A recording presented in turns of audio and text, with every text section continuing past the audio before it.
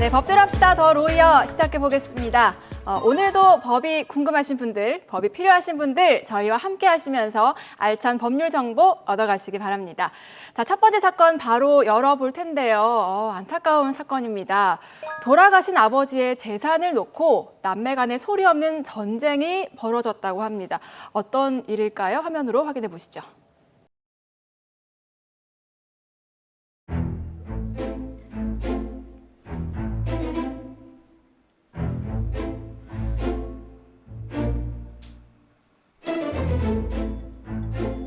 언니!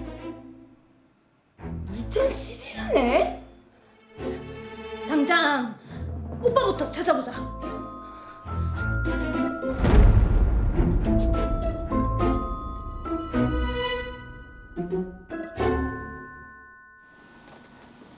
아버지, 오늘은 좀 어때요? 아버지 쓰러지신 지 벌써 한 달이 다 돼가요. 얼른 일어나셔야죠. 아니, 중머리 왔나? 그게 뭐고? 아버지 좋아하는 참외. 아버지, 참외도 사왔는데 먹게 좀 일러봐라. 응? 역시 딸들이 정성이 지극하죠. 아들보다는 딸인 것 같습니다. 아버지, 아빠, 내 보이나? 내 막내딸 종말이. 의사 좀 불러올게요. 아빠, 남이나 오빠? 아빠는 일어나자마자 오빠부터 찾나? 그러게요, 섭섭하네요. 이남이 몰라. 바쁘겠지. 내가 나중에 오라 할게.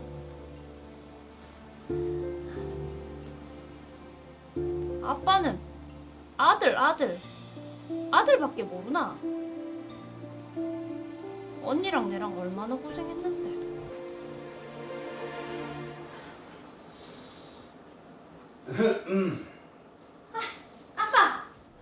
둘이 종말이. 근데 기남이는 어디 갔노? 오빠? 뭐 백수가 오락실이 나갔겠지. 오빠한테 백수라니. 취업 준비생 따라해봐라. 뭐라고? 어허이, 애비 말이 말 같지 않나? 따라하라고. 취업 준비생. 그래, 오빠는 백수가 아니고 취업 준비생이다. 아버지 오셨어요. 그래. 근데 이거는? 아, 이거 우리 기남이 주려고 바나나 선물 샀지. 내도 바나나 좋아하는. 어디 남자가 먹을 거에 함부로 여자가 손을 대노? 아, 요즘 세상에 남자 여자가 어딨어요. 여기 있지. 세상이 다 그래도 내 재산은 기남이가 모실 거 아이가? 아들이 딱 써야 집안이 잘 되는 거다. 제사 음식은 누가 합니까? 조선시대 분이네요.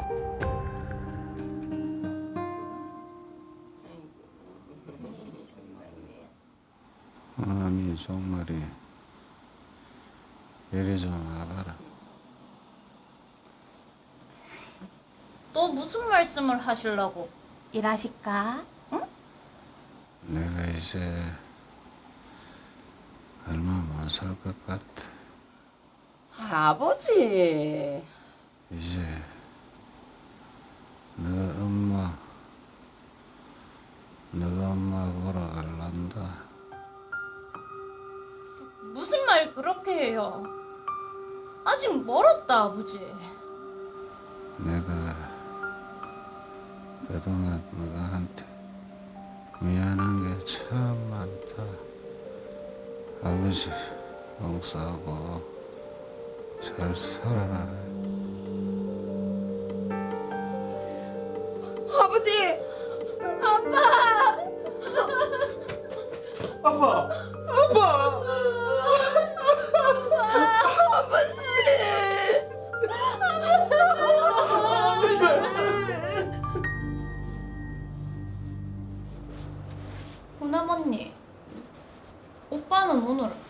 온다나? 설마 아빠 첫 재산데 오겠지. 근데 왜 연락이 한 통 없노? 아빠 재산 똑같이 나눌 때 보고 코빼기도 안 비친다 애가. 바쁘겠지. 언니는 오빠가 밉지도 않나? 평생 다 오빠한테 뺏기고서는. 아버지가 이유가 다 안 있으셨겠나. 아니 이유는 무슨. 평생 오빠가 제사 지내줄 거라고 노래를 하면서 제사는 언니가 지내고 있는데. 기남아. 오늘 아버지 제사제? 언제 오노? 못 갈 것 같다. 그리고 앞으로 차례나 제사는 내가 못 모시겠다. 왜요? 그게 무슨 소리고? 우리 집 이제 교회 다니기로 했거든. 아, 그러니까 교회를 다녀서 이제 제사를 못 지내겠다. 그 말이가. 하여튼 뭐 누나 알아서 해라. 이 핑계 같아요. 그렇네요. 언니 왜 뭐 급한 일 있나? 내가 오면서 중개사한테 들었는데 뭘 들었는데? 오빠가 기남이가. 기남 오빠가 시골 땅을 팔아서 큰 돈을 벌고 이사를 갔단다. 시골 땅? 그런 게 있었나? 아버지 재산 분할할 때 그런 거 없었지?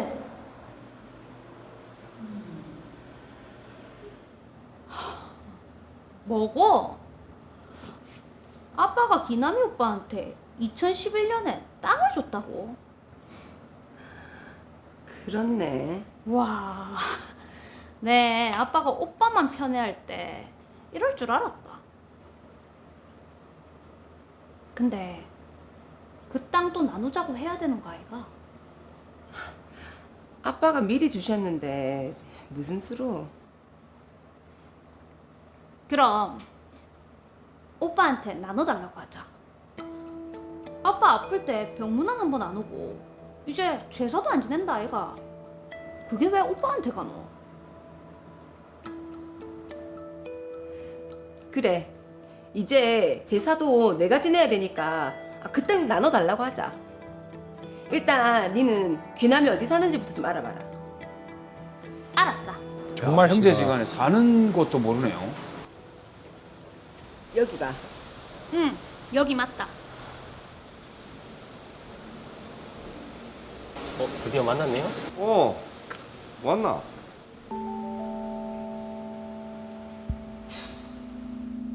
우리한테 말도 없이 이사한 거 보니까 뭔가 찔리는 게 있는 모양이네. 질리긴 뭘. 귀남아, 니 아버지가 땅 준 거 있지? 아버지 살아생전에 나한테 주셨다. 그것도 3분의 1로 나눠야 되는 거 아닌가? 그건 내가 미리 받은 건데 왜 나눠야 되는데? 아니 그것도 아빠 재산이니까 당연히 같이 나눠야지. 그러고 니는 이제 제사도 안 지내겠다며. 그거는 그거고 시골 땅은 이미 내 땅인데 상속이랑 아무런 상관이 없다. 아니 오빠. 됐고 나는 더 뭐 할 말 없으니까 가라 그냥.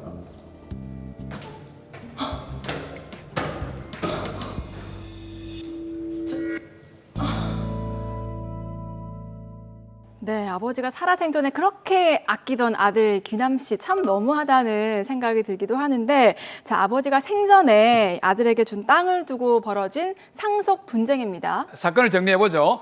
의뢰인 박후남, 박종말과 박귀남은 한 형제인데요. 아들과 딸을 편애하는 가정에서 자랐습니다. 아버지의 아들 사랑이 유난스러웠죠. 그런데 2012년 아버지가 아프다가 돌아가시게 됐죠.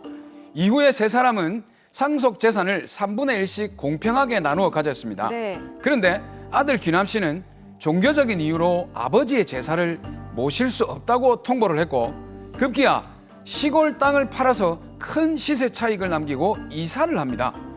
시골 땅의 존재를 몰랐던 후남 씨와 종말 씨, 알고 보니 2011년경에 아버지가 귀남 씨에게 시골 땅을 증여했던 건데요. 네. 이에 두 딸은 이 땅에 대한 재산 분할을 요구하지만 귀남 씨는 어림도 없다는 그런 입장입니다. 자, 그러게 아버지가 돌아가시기 전에 이제 증여했던 땅이 문제가 되고 있는데 사실 이런 상속 문제들, 분쟁들 참 많이 일어날 것 같습니다. 지금 TV를 보신 시청자분들께서도 관심을 갖고 보실 것 같은데 자, 이 사건은 김경락 변호사님께서 좀 맡아주시죠.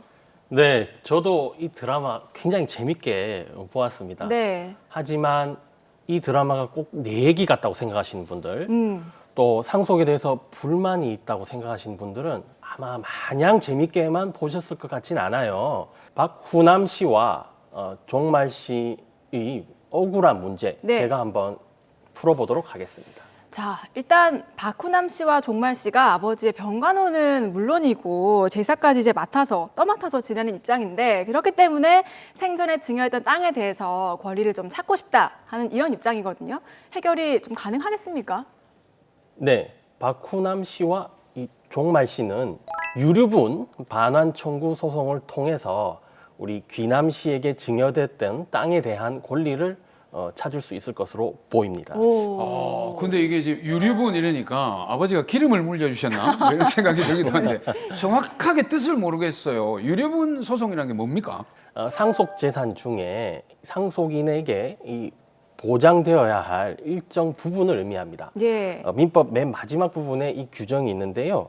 피상속인, 즉 사망하신 분이 일부 그 상속인이라든지 혹은 제3자에게 소위 유산을 몰아주기식으로 넘겨주게 되면 유류분 반환 청구 소송을 통해서 그 상속 재산 중 일부를 회복하실 수가 있습니다. 전부가 아니라 일부만 이제 할 수 있다고 회복할 수 있다고 말씀하셨는데 이건 어떤 의미입니까? 네. 유류분으로 이 보장되는 것은 이렇게 비율로 되어 있는데 네. 우선 그 비율을 이해하시기 위해서는 법정 상속분이라는 개념부터 조금 알아두셔야 합니다. 예. 우리가 법정 상속분이라고 하면 배우자가 1.5, 그리고 각 자녀가 1, 예. 1.5 대 1의 비율이거든요. 네네. 예컨대 아버지께서 돌아가셨는데 어머니가 계시고 자녀가 2명이라고 가정한다면 어머니가 7분의 3, 2명의 자녀가 각각 7분의 2씩 이렇게 하면 1.5 대 1의 비율이 되는 것이 이제 법정 상속분입니다. 뭔가 좀 셈법이 나오고 숫자가 나오니까 네. 머리가 복잡해지기 시작하는데요. 복잡하시더라도 잘 네. 들어봐 주십시오. 자, 유류분은 이 법정 상속분에서 배우자와 이제 자녀들의 경우에는 법정 상속분의 2분의 1이고요. 예. 네. 형제 자매라든지 직계 존속의 경우에는 법정 상속분의 3분의 1입니다. 자, 드라마의 경우에는 어머니는 안 계시고 3명의 자녀만 있으니까 이 3자녀의 각각 법정 상속 지분은 3분의 1이고요. 예. 여기에 유류분 비율이 2분의 1을 곱해져서 6분의 1씩의 유류분 비율이 적용되게 됩니다. 근데 드라마에서 보면 이미 형제들끼리 3분의 1씩 나누어 갖자고 합의가 끝난 상태잖아요. 이 합의가 유효하다면 사실은 그 뒤에는 문제가 없는 거 아닙니까? 일단 상속 재산을 각각 3분의 1씩 네. 협의한 것 자체는 유효합니다. 하지만 이 드라마에서 문제가 되는 것은 이 귀남 씨에게 증여된 바로 그 부동산. 그 부동산은 그런 협의에 사실은 제외가 되었었잖아요. 그렇죠. 아, 그렇죠. 예. 그러니까 이러한 방식으로 상속에 대해서 협의가 되었다고 해도 후남 씨나 종말 씨가 유류분을 고려해서 계산한 금액에서 부족한 부분이 있다면 이 박귀남 씨를 상대로 유류분 반환 청구 소송을 제기할 수 있는 구조입니다. 그러면 유류분의 그 부족한 부분은 또 어떻게 계산을 하는 겁니까? 이게 사실 이건 굉장히 복잡한데요. 그럴 네. 것 같아요. 네, 예. 이 전문가의 도움이 필요로 합니다. 네. 제가 식을 간단히 설명드리자면 유류분액이라는 것은 적극적인 상속 재산액에다가 네. 문제가 되는 그 증여액을 더하고 또 여기에 상속 채무가 있다면 그 부분을 빼게 됩니다. 이렇게 해서 계산된 금액에서 아까 말씀드린 유류분 비율을 곱하고요. 네. 다시 이 금액에서 특별 수익액이 있다면 그 부분을 뺀 것이 유류분액입니다. 굉장히 복잡하죠? 분명히 간단한 식을 소개해 준다 했는데 그렇게 복잡한 식을 소개시켜 주시다니. 말도 어렵고요. 예. 이건 좀 구체적으로 좀 말씀 좀 해주시죠. 네, 실제 사건에서는 이렇게 계산이 굉장히 복잡한데요. 드라마에서 제가 한번 대입을 해보겠습니다. 예. 상속 채무도 없다. 예. 특별 수익액도 없다. 이렇게 가정을 했을 때 만약에 적극적인 상속 재산액이 10억 원이다. 네. 그런데 귀남 씨한테 증여된 그 부동산의 가치는 20억 원이다. 네. 하면 두 개를 합치면 30억이 되겠죠. 그렇죠. 여기에 6분의 1 곱하면 5억 원이 나옵니다. 네. 그래서 우리 후남 씨의 경우에는 5억 원의 유류분액을 적용받는데 실제로 상속을 받았던 것은 그에 미치지 못하는 3억 원이다 네. 하면 그 차액인 2억 원이 이 반환을 요구할 수 있는 금액이 되겠지요.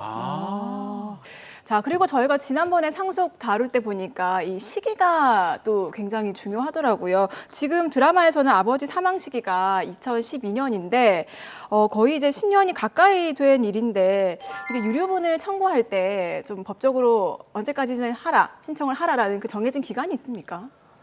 있습니다. 아, 굉장히 이 기간이 중요합니다. 예. 우리가 증여 또는 유증의 경우에는 그 사실을 안 때로부터 1년 예. 그리고 상속 개시일 보통은 사망한 날짜가 되는데 그때로부터 10년 이내에 이 소멸시효가 적용이 됩니다. 그러니까 증여한 사실을 안 때로부터 1년, 그리고 사망시로부터 10년. 근데 이 조건 두 개가 다 충족이 돼야 되는 겁니까? 아니면 하나만 충족이 돼야 되는 겁니까? 사실 이게 조문이 두 개가 서로 좀 달리 돼 있어서 두 개 요건을 다 충족해야 되는 것이 맞습니다. 물론 각 개별 사례별로 이게 안때라는 것이 좀 차이가 있겠지만 네. 두 개 요건은 다 충족하셔야 됩니다. 야, 그러면 내가 만약에 아버님이 그 사망하신 지가 10년이 지났으면 설사 증여 사실을 안 지 1년이 안 됐다 하더라도 청구를 할 수 없는 거네요. 그렇겠네. 맞습니다. 이게 기간이 오래 지나면 이 청구하기가 어렵습니다. 실제로 제가 상담하는 여러 사건들 중에 부모님께서 20년, 30년 전에 돌아가신 걸 가지고 문제를 삼으신 분들이 계신데 그렇죠. 이게 소멸시효가 지나게 되어서 마땅한 방법을 찾지 못해서 발만 동동 구르시는 분들 많이 목격했었습니다. 자, 그러면 저는 이제 궁금한 게 외국 영화나 드라마 보면 그 이제 등장인물이 사망을 하고 변호사가 유언장을 읽어주잖아요. 네네. 근데 거기서 반전이 일어나잖아요. 나의 모든 재산을 너에게 상속하지 않고 사회에 환원하겠다. 있죠. 해서 반전이 일어나는데 네. 실제로도 우리나라도 이런 경우가 많습니까? 네. 영화나 드라마, 뭐 추리 소설 이런 데 보면 그런 네. 장면들 나오는데 궁금했어요. 예, 사실 그거는 아마도 영국이나 예. 미국에서 만든 작품이니까 그런 것 같습니다. 영국이나 미국에서는 유류분 제도가 없거든요. 아, 근데 우리나라처럼 이렇게 유류분 제도가 있다면 그러한 경우에 유류분을 계산을 해서 예. 자신이 침해받은 유류분만큼을 보장받으실 수가 있습니다. 그러니까 이 유류분이라는 게 그 사망하는 그 본인이 아니라 남아 있는 자녀들 또는 배우자들을 위한 제도네요. 맞습니다. 그들 간의 형평과 균형, 생계 유지를 위한 어떤 장치라고 보시면 되겠습니다. 아, 그러면 지금 실제로 저는 이 유류분 소송이라는 거를 잘 못 들어봤는데 현실에서도 많이 일어납니까? 예, 상속에 관한 소송의 대표적인 유형이 우리 상속재산 이 분할 심판 청구인데요. 네. 사실 우리 방송에서도 한번 다루었던 것으로 알고 있습니다. 근데 유류분 반환 청구 소송은 이 상속재산 분할 청구하고 쌍벽을 이룰 정도로 그래요? 자주 일어납니다. 어. 근데 언론을 보시면 그 재벌 2세, 3세들끼리 이 상속재산 가지고 다투는 경우 많이 접하시잖아요. 네. 네, 봤죠. 사실 이런 경우도 대부분 보면 유류분 반환 청구 소송인 경우가 많습니다. 아, 그러니까 이게 저 형제한테 미리 생전에 증여해 준 게 있지 않느냐 이런 거 가지고 다툴 수가 있겠네, 그죠? 맞습니다. 이게 재산을 좀 몰아준다든지 네. 조금 편애한다든지 특히 재산 많으신 분들은 경영권이라든지 이런 문제가 있으니까 네. 균형을 다 맞추질 못하거든요. 아. 그러다 보니까 유류분 반환 청구 소송이 빈번하게 일어날 수 있는 것이죠. 자, 그러면요. 사실 부모님 입장에서는 자식이 여러 명이다 할 때 한 자녀가 말을 안 듣는 거예요. 속을 썩이고 말을 안 들어서 너 국물도 없어 라고 하면서 재산 주기 싫다 했는데 그럼 이런 경우에도 유류분을 보장을 받을 수 있는 건가요? 네, 이게 상속 재산하고는 좀 다르게 예. 유류분은 사실 법적으로 그냥 보장해주는 권리거든요. 물론 말썽을 일으키고 또 이 집에서 여러 가지 사고 치는 자식들이 있겠지만 네네. 상속을 포기했다든지 상속 결격자, 예를 들면 존속 살해, 존속 상해, 뭐 유언 방해 이런 정도의 극단적이고 폐륜적인 행동이 아니라면 아무리 말썽을 일으킨 자식이라도 유류분 자체는 보장을 받을 수가 있습니다. 그렇군요. 그래서 유류분 반환 청구 소송은 사실은 가사 사건이 아니고 예. 민사 재판입니다. 그래서 재판도 민사 재판부에서 취급하고 있고요. 예. 어떤 자식이 속을 썩였다 혹은 아버지께서 생전에 누구를 더 예뻐했다 이런 식의 주장들 많이 하시는데 사실은 유류분 반환 청구 소송에서는 큰 의미가 없습니다. 아, 근데 뭔가 돌아가신 부모님의 재산을 두고 또 형제끼리 다퉈야 된다는 그 상황 자체가 굉장히 저 안타깝고 참 씁쓸합니다. 예. 자, 그런데 유류분 또 이 분쟁을 예방할 수 있는 그 방법이 있다면서요? 예, 오늘 제가 좀 소개시켜 드리고 싶은 제도가 있는데 네. 유언 대용 신탁이라는 제도입니다. 유언 대용 신탁, 뭐 유언을 대신해서 뭐 맡아준다 이런 뜻입니까? 예, 맞습니다. 예. 이 금융회사에 자신의 재산을 일정 부분 이렇게 맡겨두고 예, 예. 펀드를 운영하는 것처럼 운용을 신탁한 다음에 살아있을 때는 그 운용 수익을 받고요. 이제 죽었을 때는 어떻게 재산을 처분하겠다는 것을 미리 정해둔 뒤에 네. 그렇게 상속 재산을 이 피상속인의 의도대로 처분할 수 있는 그런 제도입니다. 자, 법원은 이렇게 유언 대용 신탁에 따라서 이전된 자산은 유류분의 대상이 아니라고 보고 있습니다. 그래서 유언 대용 신탁 제도를 활용하신다면 돌아가시기 전에 자신의 재산에 대한 처분을 자신의 의사에 맞추어서 진행을 할 수 있겠죠. 앞서 유언에 따른 상속 재산 몰아주기는 힘들다고 말씀드렸잖아요. 네, 네네. 그렇죠. 유언 대용 신탁에서는 이 부분이 해결이 될 수가 있습니다. 특히 제가 좀 권유 드리고 싶은 분들은 자신의 재산을 사회에 환원하겠다. 예. 네. 혹은 뭐 학교라든지 복지재단이라든지 종교시설에 기부하고 싶다. 이런 분들에게는 훌륭한 분쟁 예방책이 될 수가 있습니다. 지금 TV 보시면서 내 자식이 정말 말을 안 듣는다 하시는 네. 분들은 솔깃하실 것 같은데요. 예. 자, 그럼 마지막으로 우리 박훈남 씨와 종만 씨에게 명쾌하게 다시 한번 좀 정리를 해주실까요? 예, 박훈남 씨와 종말 씨는 정말 다행히도 아버지께서 돌아가신 지 10년이 지나지 않았기 때문에 유류분 반환 청구 소송을 통해서 일부 권리를 회복할 수 있을 것으로 보입니다. 증여 사실도 최근에 알았기 때문에 빨리 서두르시면 될 것 같고요. 혹시 주변에 상속에 불만이 있다. 하지만 가족 간 문제라서 좀 고민을 하고 계신 분들 하루빨리 전문가와 상담을 받아보시고 본인의 유류분 그리고 본인의 권리를 한번 계산해 보시고 평가를 해 보시기를 이 자리를 빌어서 권유드리겠습니다.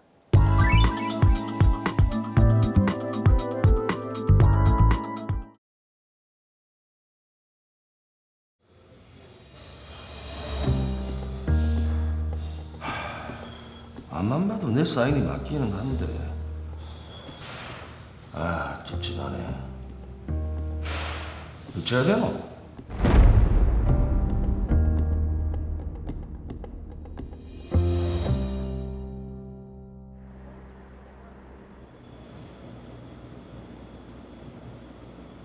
사장님, 오늘도 예약 손님 없죠? 손님이 일이 없어갖고 진짜 큰일이네. 벌써 몇 달째. 어떡해요? 뭔가 방법을 찾아봐야지. 설마 가게 문 닫고 그러시는 건 아니죠? 아니다. 걱정 마라. 어머님의 손길이 남아있는 곳 아이가. 내가 끝까지 지킬 기다. 장사가 안 돼서 어려운 분들 많으시잖아요. 그렇죠. 이게 누구? 대로 아이가. 오랜만이다. 만원아, 잘 지내지?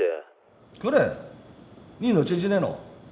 사업하던 게 좀 힘들었는데 다행히 잘 풀렸다. 나도 요즘 조금 힘든데 무슨 비법 있나? 사업의 비법은 돈 아이가. 그렇지. 돈 많은 친구가 있어서 급한 불을 좀 껐지. 그래. 그 돈 많은 친구 내 좀 소개시켜주면 안 되겠나? 당연히 되지. 연락처 그럼 보내줄게. 통화해봐라. 그래. 고맙다. 아, 예감이 좋지가 않습니다. 그러니까요. 여기네. 돈만 빌리면 직원들 월급도 주고 급한 불은 끌 수 있겠다.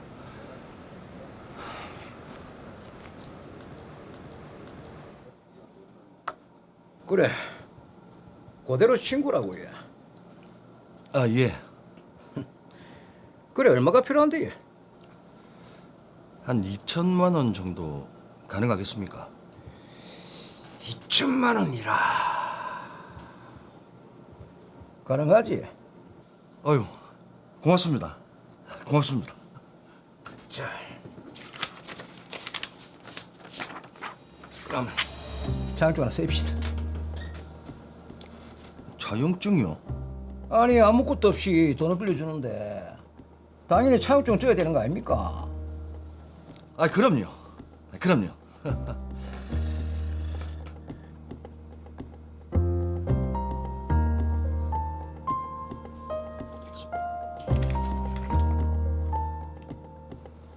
됐습니다.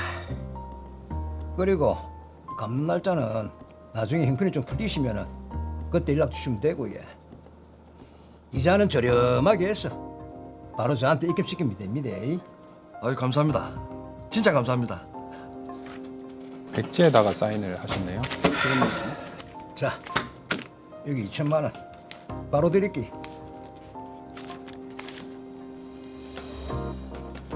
감사합니다. 진짜 감사합니다. 일단 돈이 급하니까요. 감사합니다. 안녕히 가십시오. 동식아, 그 빨리 치워라. 예.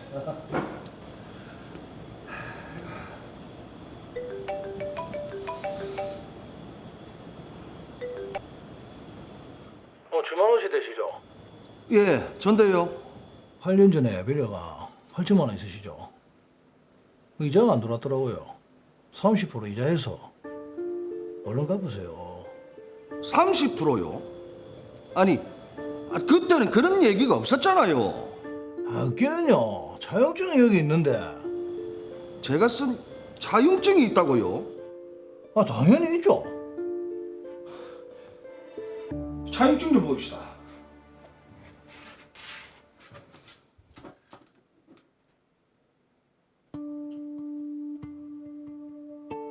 이름이랑 주소는 내 갈치가 맞는데 사인도 있고. 이게 어쩌된 일이고? 그 차용증 있죠. 이제 돈 갚으세요. 아니, 글씨는 내 갈치가 맞는데 나는 분명 다른 사람한테 돈을 빌렸다고요. 그 당신 이름 우정원이 아니잖아. 아이 그건 모르겠고. 나한테 돈 안 갚으면 바로 소송 들어갑니다. 아니, 그 자격증. 그 자격증 원본 좀 보입시다. 아니 원본 없지.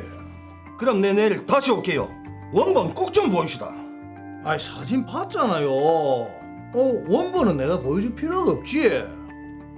아니, 나는 분명히 다른 사람한테 돈을 빌렸다고요. 그건 내 알 바이고. 다음 주까지 돈 안 갚으면 바로 소송 들어갑니다.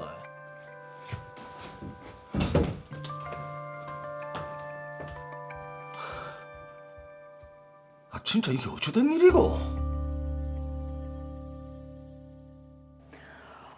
돈 빌려준 사람도 다르고 정말 황당한 사건입니다. 네, 그렇죠. 일단 해결을 위해서는 먼저 사건 정리를 한번 해보도록 하겠습니다. 음식점을 운영 중인 지만원 씨는 상황이 어려워지자 사채업자인 우종원 씨에게 2천만 원을 대여합니다. 차용증에 금액만 기재하고 채권자, 이율, 변제일은 공란으로 두었죠. 이로부터 8년 후 일면식이 없는 김종수 씨로부터 돈을 갚으라는 압박을 받게 됩니다. 네. 김종수 씨가 내민 차용증의 채권자 항목에는 우종원이 아닌 김종수의 이름이 적혀 있는데요. 김종수는 8년 전 자신이 지만원에게 돈을 빌려줬다며 이자와 원금을 포함해서 8천만 원의 돈을 갚으라고 요구합니다. 네. 차용증도 갖고 있다면서 보여줬지만 원본은 확인을 하지 못한 상태입니다. 안타까운 상황에 놓인 지만원 씨, 과연 어떻게 해야 될까요?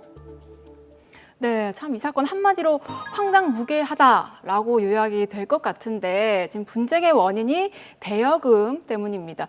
자, 이 사건은 조윤주 변호사님께서 좀 맡아주세요. 네, 제가 이 사건 명쾌하게 설명드리도록 하겠습니다. 네. 제가 조사한 바에 따르면 지만원 씨는 사채업자 우종원 씨로부터 돈을 빌린 후 개인 회생 절차에 들어갔습니다. 네. 그리고 자신의 채무를 모두 면제받았습니다. 그런데 어느 날 얼굴도 알지 못하는 김종수 씨가 나타나 자신에게 돈을 갚으라고 소를 제기한 것이죠. 지만원 씨가 어떻게 이게 대응을 해야 될까요? 굉장히 황당할 것 같은데요. 먼저 지만원 씨처럼 사채업자를 통해 돈을 빌린 경우 채권자명, 이율, 변제일을 비워두고 차용증을 작성하는 사례가 종종 있습니다. 네. 그리고 사채업자는 이러한 차용증의 사본을 제3자에게 매도하고 제3자는 채권자란에 자신의 이름을 기재하여서 이를 가지고서 채무자에게 대여금 반환 소송을 제기하는 것인데요. 네. 우선 차용증이 사본이라는 사실을 주장해야 합니다. 아니 근데 이게 내가 자필 서명을 한 건데 원본과 사본의 어떤 그 효력의 차이가 있습니까? 그러게요. 네, 만약 차용증이 원본이 아니라 사본에 불과하다면 채권자는 사본인 차용증만으로는 자신의 대여금 채권의 존재를 인정받기 어렵습니다. 대법원에서는 유사한 사례에서 문서의 제출은 원본으로 해야 하는 것이고 원본이 아니고 단순한 사본만에 의한 증거의 제출은 정확성의 보증이 없기 때문에 부적법하다. 또 그 원본이 진정하게 성립하였음이 인정되지 않는 한 그와 같은 내용의 사본이 존재하였다라는 것 이외에 증거 가치는 없다고 판시하고 있습니다. 네. 따라서 이 사례의 경우 김종수 씨가 지만원 씨에게 소송을 제기하였다면 지만원 씨는 김종수 씨에게 차용증 원본의 제시를 요구해야 하고요. 이때 김종수 씨가 차용증 원본을 제시하지 못한다면 대여금 소송에서 지만원 씨가 승소하게 될 가능성이 높습니다. 자, 어쨌든 차용증은 원본만 오로지 효력이 있다 이렇게 요약이 될 것 같은데, 근데 만약에 김종수 씨가 원본을 내밀었다, 차용증 원본을 내밀었다고 한다면 이거는 어떻게 되는 겁니까?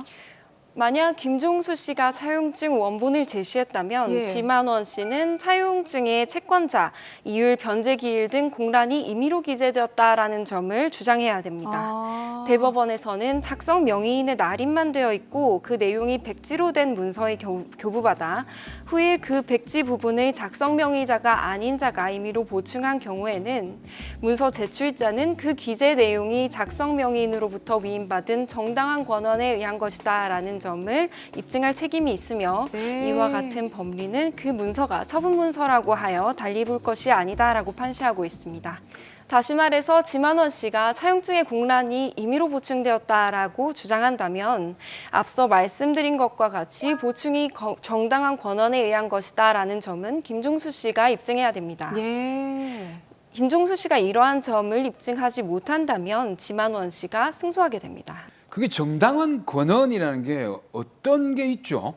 대표적으로는 채권을 양도한 경우가 있을 텐데요. 네. 이러한 경우에도 채무자의 동의는 필요합니다. 아, 그러니까 채무자의 동의가 있어서 그 공란을 채웠다면 상관이 없는데 임의로 채웠다면 효력이 유효하지 않다 이런 얘기네요. 네, 그렇습니다. 자, 일단 말씀을 들어보니까 상황이 지만원 씨에게는 다소 이제 유리해 보이는데, 자, 그런데 사채업자에게 돈을 빌리고 이제 차용증을 쓸 때 아까 말씀하셨던 것처럼 변제 날짜, 뭐 이율, 채권자란을 비워두고 쓰는 경우가 있다고 하셨잖아요. 실제로도 이게 많이 있는 일입니까? 네, 그렇습니다. 사채업자들로부터 돈을 빌리려는 분들은 돈이 굉장히 급하거나 또는 금융기관으로부터 대출이 어려운 분들이 많으실 텐데요. 네. 이러한 사정을 이용해서 사채업자들은 채권자, 이율, 변제기일 등을 공란으로 두게 합니다. 하지만 이렇게 공란으로 비워둔 차용증은 나중에 악용될 수 있다는 점 주의하셔야겠습니다. 야, 이게 사채업자한테 돈 빌리는 건 보통 높은 이자 맞아요. 이런 것만 걱정을 하는데 전혀 엉뚱한 사람에게 돈, 원금 거기에다 이자까지 갚아야 되는 이런 상황도 있을 수가 있네요. 그러니까요. 이게 뭐 쓸 때 꼼꼼하게 써야 되고, 네. 사실 차용증이라는 게 돈을 빌리고 갚기 위한 뭐 어떤 확인서, 영수증이라고 생각을 하는데 좀 작성을 할 때 꼼꼼하게 해야 되겠네요.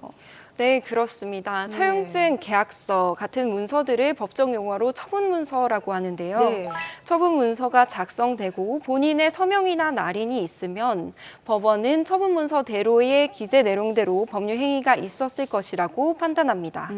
그와 다른 내용의 계약이 있었다고 주장하기 위해서는 그렇게 주장하는 쪽에서 이를 입증해야 하는데 이것이 결코 쉽지 않습니다. 네. 따라서 처음부터 꼼꼼하게 따져서 기재하는 것이 중요합니다. 자, 그러면은 차용증을 어떻게 써야 이게 법적으로 문제가 없는 겁니까? 차용증에는 채무자 이름과 인적사항뿐만 아니라 채권자 이름과 인적사항 또한 반드시 기재하고 네. 사용 금액은 아라비아 숫자와 한글을 동시에 기재하는 것도 필요합니다. 변제기와 이유를 기재하고 지급 방법과 시기를 기재합니다. 예를 들어 상대방이 어떤 은행 계좌에 얼마를 어떻게 이체하겠다라는 내용이지요. 현금으로는 절대 지급해서는 안 됩니다. 그럼요. 증거를 남겨야 되니까. 와. 그러니까 이게 정말 따질 게 많은데 변제 기일에 이율, 지급 방법과 시기 꼼꼼하게 챙겨야 되거든요. 근데 간혹 보면 차용증 없이 돈을 빌려주는 경우가 있거든요. 이럴 때는 어떻게 받아야 됩니까? 네, 매우 친한 친구나 친인척에게 돈을 빌려주는 경우에는 신뢰관계 때문에 차용증을 작성하지 않고 현금으로 두는 경우가 있습니다. 이러한 경우 차용인은 위 돈이 증여, 그러니까 빌린 돈이 아니라 그냥 받은 돈이다라고 주장하는 경우가 종종 네. 있습니다. 네. 이 경우 대여자가 소송에서 승소하기 위해서는 이 돈이 차용금이라는 것을 사실을 입증해야 하는 어려움이 발생하게 됩니다. 맞아요. 저희가 돈을 빌려줬다는 거를 입증하기 위해서는 증거가 중요하다. 항상 하는 얘기거든요. 그렇죠. 네. 맞습니다. 이러한 문제를 미연에 방지하기 위해서는 아무리 친한 사이에서도 반드시 차용증을 작성해야 합니다. 네. 그리고 또한 돈을 현금으로 주어서는 안 되고 송금 내역을 확인할 수 있도록 통장 이체를 해야 합니다. 또한 대여금이라는 사실을 확인할 수 있는 녹취록이나 문자 내용도 중요한 증거가 될 수 있고 일부 돈을 변제받았거나 아니면 이자를 받았다라는 사정이 있는 경우 소송에서 승소하는 데 유리합니다. 사실 뭐 돈을 안 빌리는 게 가장 좋겠지만 그렇죠. 사채업자들한테 돈을 빌리는 경우에는 정말 돈이 급해서 그런 경우가 있는데 그런 만큼 위험한 경우도 많을 것 같거든요. 실제 좀 담당했던 사건 중에서 좀 기억에 남으시는 사건이 있으신가요? 네, 드라마 사안과 비슷한 사례를 담당했던 적이 있었는데요. 사채업자가 돈을 빌려주면서 채권자란을 공란으로 비워두었고 네. 이후에 이 차용증을 제3자에게 매도하였습니다. 그리고 제3자가 자신의 이름을 채권자란에 기재하여서 이것을 가지고 의뢰인에게 대여금 반환 소송을 제기한 것이었는데요. 네네. 의뢰인은 매우 억울한 상황임에도 불구하고 1심에서 제대로 대응하지 못해서 패소하고 말았습니다. 예. 하지만 다행히 2심에서는 차용증의 공란이 제3자에 의해 임의로 기재되었다라는 점을 주장하여서 다행히 1심 판결을 취소하고 원고 청구를 기각한다는 판결을 받을 수 있었습니다. 와, 정말 다행입니다. 자, 그럼 그런 사건을 봤을 때 우리 지만원 씨도 충분히 승소를 할 수 있을 것 같은데 자, 마지막으로 지만원 씨에게 명쾌한 정리 부탁드립니다. 네, 채권자라고 주장하는 김종수 씨가 지만원 씨에게 대여금 반환 소송을 제기했을 때는 지만원 씨는 먼저 위차용증이 사본이라는 점을 주장하여야 합니다. 그리고 채권자, 변제 기간 등 중요한 항목이 제3자에 의해 사후에 기재되었다는 점을 주장해야 합니다. 네. 이제 입증 책임은 김종수 씨에게로 넘어가는데요. 김종수 씨가 차용증 원본을 제시하지 못하거나 차용증의 공란이 정당한 권한에 의하여 보충되었다는 점을 입증하지 못한다면 김종수 씨는 패소하고 지만원 씨가 승소하게 됩니다. 법률 전문가와 상의하셔서 꼭 억울한 일이 없으시길 바랍니다.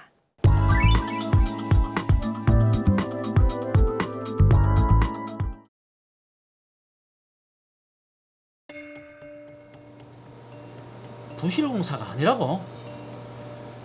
두고 봐라. 소송을 해서라도 꼭 하자 보수비 받아내고 말 거다.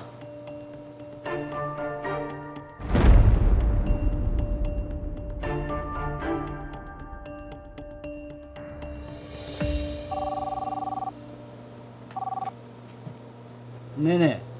아니 사장님, 벽에 거미간사를 물이 샌다고요? 네, 일단 알겠습니다.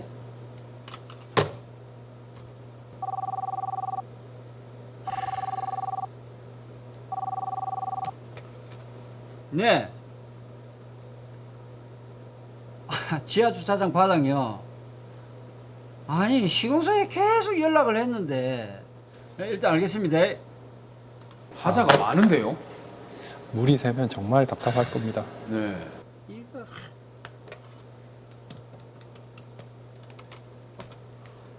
여보세요. 아니 여기 로이어 상가 건물인데요. 벽이랑 지하 주차장이랑 하자 민원이 빗발칩니다. 아니 이거는 보수해줘야 되는 거 아니에요? 아니 저번에도 말씀드렸듯이 그건 저희가 공사를 잘못해서 하자가 발생한 게 아니기 때문에 보수를 해드릴 수가 없습니다. 아니 상가 지은 지 그거 얼마나 됐다고? 죄송합니다. 여보세요? 아 여보세요? 아, 네 참.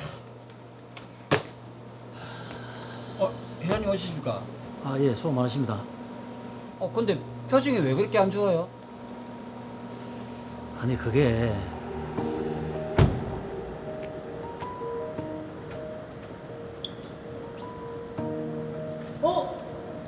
아, 이거 뭐고 이거? 또 끌고 났네.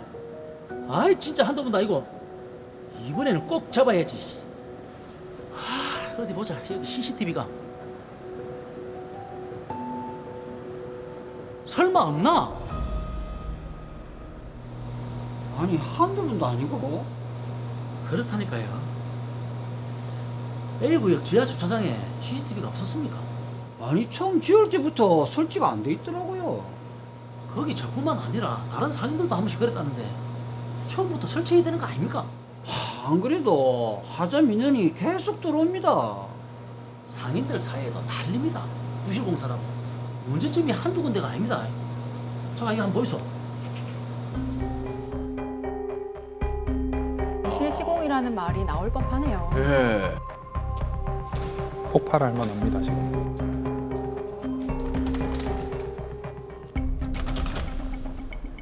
문이 와 이리 안 열리노? 이 불량 아이가? 이건 뭐 완전히 부실공사네, 부실공사라. 아니, 지은 지 얼마 됐다고 벌써부터 이렇게 하자가 많아서. 참. 소장님, 시공사에는 전화 한번 해봤습니까? 아니 전화를 계속 했는데 자기들 잘못이 아니라고 보수를 못 해주겠답니다. 참, 당연히 시공사에서 보수를 해줘야지. 제가 전화 한번 해볼게요.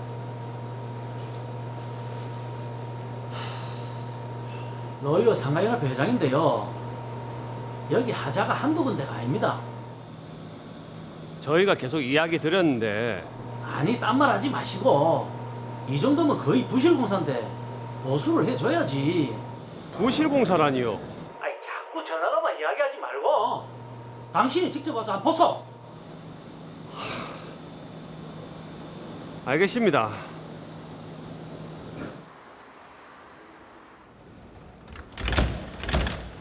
이거 봐라, 이거 봐. 출입문을 어떻게 했길래? 이거 안 보입니까? 이래도 부실공사가 아니라고요? 저희는 설계 도면대로 시공했습니다. 참나. 그리고 지하 주차장 바닥도 벌써 갈라지고 파손되고 한두 군데가 아닌 거 봤지요? 아니 회장님, 아니 그거는 자연적으로 시간이 지나면서 훼손이 된 거지요. 아니 그리고 그런 것까지 일일이 다 어떻게 보수해 드립니까?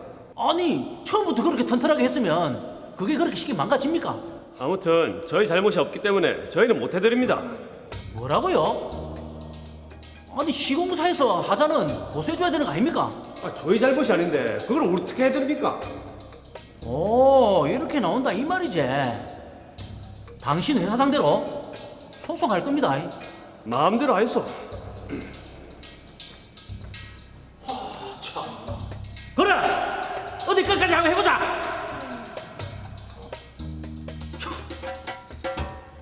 네, 정말 문제가 한두 군데가 아니네요. 이게 지금 정말 큰 돈 들여서 입주한 상가일 텐데 저렇게 하자가 많으면 어디에다 하소연 합니까? 그러니까 예. 정말 이게 속상한 상황인데 이런 상황을 빨리 해결하기 위해서 사건 정리부터 먼저 해보도록 하겠습니다. 네. 자, 로이어 상가 건물이 있습니다. 2010년 10월경에 사용 승인을 받고 그 무렵 건물의 분양자들이 입주를 했죠. 그런데 여기저기 하자가 많았습니다. 그래서 시공사에 하자 보수를 여러 번 요청했지만 시공사 측은 자신들의 잘못이 아니며 관리상 잘못으로 하자가 발생했다. 이렇게 얘기하면서 보수를 해줄 수 없다. 그런 입장입니다. 네. 이에 상가연합회에서 저희 더 로이어에 의뢰를 해왔습니다. 자, 지금 양측의 주장이 아주 팽팽한데 이 사건은 부동산 또 손해배상 전문이시죠. 한병채 변호사님께서 좀 맡아서 해결을 해주십시오. 네, 제가 맡아서 해결해 드리겠습니다. 상가연합회에서는 많이 답답하시겠지만 상가 하자 보수 소송을 통해서 이 사건을 해결할 수 있을 것으로 보입니다. 네, 소송의 종류도 정말 많습니다. 상가 하자 보수 소송이요. 네, 상가의 경우에는 많은 사람들이 입주해 있고 여러모로 까다로운 사항들이 많아서 법적 자문을 받아서 진행하시는 것이 좋습니다. 네. 보통은 시공사와 협의를 거치고 내용 증명 우편을 발송을 한 이후에 소송과 감정을 진행하게 되는데요. 상가의 하자 보수가 필요한 부분들에 대해서 법적 책임을 다투는 소송이다. 이렇게 보시면 되겠습니다. 네. 자, 일단 드라마상에서는 뭐 주차장 바닥도 그렇고 1층 출입문도 그렇고 하자가 굉장히 많아 보이는데 따져보겠습니다. 먼저 지하 주차장 바닥이 깨져 있거나 균열이 많이 생겼다고 했는데 이게 조금 처음부터 단단하게 만들었으면 이런 일이 안 벌어졌을 것 같거든요. 이건 시공사 책임 아닙니까? 네, 이 건은 원칙적으로 시공사의 책임이 될 것입니다. 예. 다만 감정이 시공된 때로부터 한참 지나서 이루어진 경우라면 자연 노화나 사용 관리상의 잘못으로 하자가 확대되었을 가능성이 있기 때문에 시공사의 책임이 일정 부분 제한되기도 합니다. 네, 그럼 저 지하 주차장의 CCTV 같은 경우는 사실 건설과는 별로 상관이 없어 보이거든요. 요거는 하자라고 하기는 좀 그렇지 않습니까? 네, CCTV 설치 같은 경우에는 어려울 것으로 보입니다. 네. CCTV 설치 같은 경우에는 준공 도면에 따라 시공이 되었는지가 문제가 될 것인데요. 시공사에게 사각지대가 없도록 CCTV를 전체로 설치할 의무까지는 없기 때문에 시공사가 준공 도면대로 CCTV를 설치했다면 사각지대가 있다고 하더라도 그 자체로 하자가 되는 것은 아닙니다. 네. 변호사님, 그러면 1층 출입문 같은 경우에는 시공사 측에서 설계 도면대로 뭐 해서 문제가 아니다라고 주장을 하고 있는데 이거는 좀 보수를 해줘야 되나요? 어떻습니까? 네, 설계된 대로 시공을 했지만 설계 자체에 문제가 있었다면 이는 설계상 하자에 해당되는데요. 예. 시행사는 설계상 하자에 대해서도 책임을 집니다. 다만 시공사는 그 설계 도면이 부적당하다는 것을 알면서도 그대로 시공했다는 등의 사정이 있어야 책임을 지게 됩니다. 자, 그러면 하자 보수가 있을 때 어느 정도까지는 해줘야 된다, 뭐 이 정도까지는 해줘야 된다라는 그런 법적인 뭐 기준이 있습니까? 네, 원칙적으로는 하자가 없는 상태로 보수 공사를 해줘야 합니다. 하지만 분쟁이 생겨서 소송으로 가게 되는 경우에는 보통 하자 보수에 필요한 금액을 손해배상 청구하게 되는데요. 네. 이때 배상 금액은 그러한 보수에 필요한 비용을 기준으로 산정하게 됩니다. 근데 이게 하자의 담보 기간도 굉장히 좀 궁금하거든요. 건물을 새로 짓고 몇 년까지는 하자를 보수해준다. 예. 이런 기간도 있지 않나요? 네, 하자가 발생한 부동산의 용도에 따라서 주거용 건물은 공동주택법, 상가 건물은 집합건물법에 따라서 하자 보수 기간이 달라지게 되는데요. 네. 보통 주요 구조부나 집안에 관련된 하자는 10년, 지붕, 방수공사 등은 5년, 조경, 창호공사 등은 3년, 마감공사 등은 2년입니다. 자, 그럼 이 조건들 볼 때 하자 보수는 다 해줘야 될 것 같은데요. 네, 드라마에서 법대로 하자고 했잖아요. 네. 이렇게 건물의 하자를 이유로 손해배상을 청구하는 소송을 진행하게 되면 법원에서 선정한 감정인이 감정을 진행하게 됩니다. 그런데 그 감정을 사설로 의뢰를 하는 경우에는 소송을 할 때 이 사설 감정 결과도 적용을 시킬 수 있는 거예요?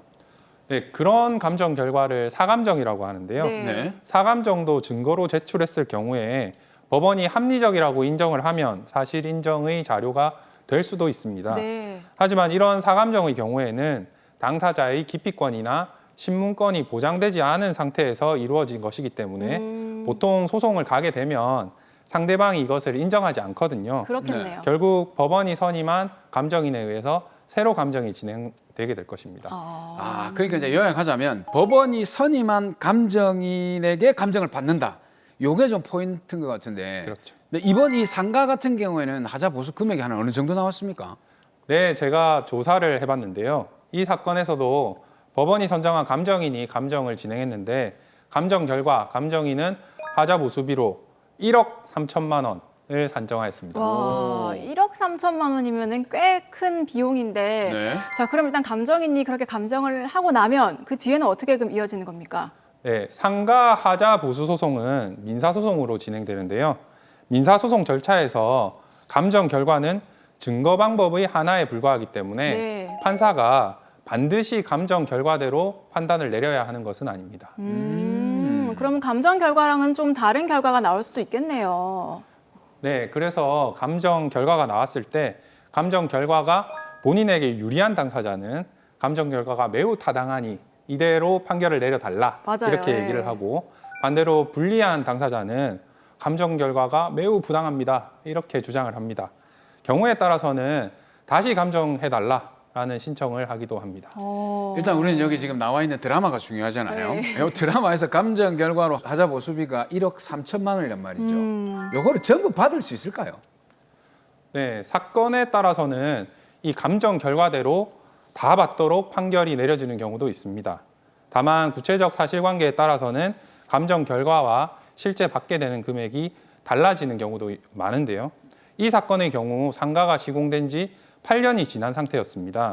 비슷한 사건의 다른 판례를 보면 시공된 날부터 하자 감정이 실시될 때까지 약 8년 정도의 시간이 흘러서 자연 발생적인 노화 현상도 있었을 것이고 관리상의 잘못으로 하자가 확대되었을 가능성도 배제할 수 없다는 이유로 시공사의 책임은 55%만 인정되었습니다. 소송으로 갔을 때 아무래도 좀 시공사가 유리할 것 같거든요. 실제로 그 입주민들이 승소할 확률이 어느 정도 됩니까? 궁금했어요. 네, 이거 긍정적으로 생각하셔야 되는데요. 네. 공사가 사람이 하는 일이다 보니까 공사에 하자가 전혀 없기는 힘듭니다. 네. 그렇기 때문에 감정 결과 하자가 아예 없다고 나오는 경우는 거의 없다고 보시면 되겠습니다. 예. 이렇게 하자가 인정된다면 특별한 사정이 없는 한 입주민들이 일단 승소를 할 것입니다. 다만 아까 말씀드린 대로 그 액수가 얼마나 될지가 문제가 될 것입니다. 네. 지금 드라마 사례에서는 1억 3천만 원이라는 감정 비용이 나왔고 하자 보수 비용이 꽤 큰 편인데 네. 뭐 좀 상가가 작거나 주택 같은 경우에도 하자 보수 그 소송을 하는 경우가 가끔 있다고 들었거든요. 네. 그러면 이럴 때는 그 소액 청구를 통해서 하기도 한다면서요? 소액 사건 재판이란 민사 사건 중 소송 목적의 값이 3천만 원 이하인 사건을 말합니다. 네. 이 경우 소송의 신속한 처리를 위해서 소장 접수 후에 1회의 변론기일로 심리를 마치고 판결서에 이유를 기재하지 않고서도 즉시 판결 선고를 할 수 있습니다. 다만 하자보수 소송의 경우에는 아까 말씀드렸듯이 법원 감정을 통하여야 하는 점이 있어서 통상의 소액 사건 재판에 비해서는 시간이 조금 더 걸릴 것입니다. 네, 자 그럼 마지막으로 우리 의뢰인에게 속 시원한 정리 한번 남겨주시죠. 소송으로 가게 되면 시간과 비용이 많이 소요되거든요. 시공사 측과 협의를 원만하게 하시는 것이 가장 좋겠습니다. 다만 그것이 여의치 않아 소송으로 가게 될 경우에는 이런 소송은 굉장히 어려운 소송이거든요. 일반인이 혼자 진행하기에 다소 어려움이 있을 수 있습니다. 법률 전문가와 상의를 하셔서 사건 진행하시기 바랍니다.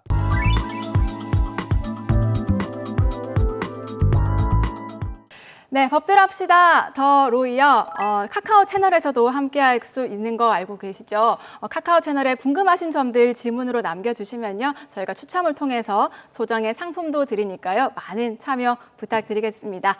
오늘 저희가 준비한 소식은 여기까지고요. 저희는 다음 시간에 더 명쾌하고 재밌는 법 이야기로 찾아뵙도록 하겠습니다. 법대로 합시다.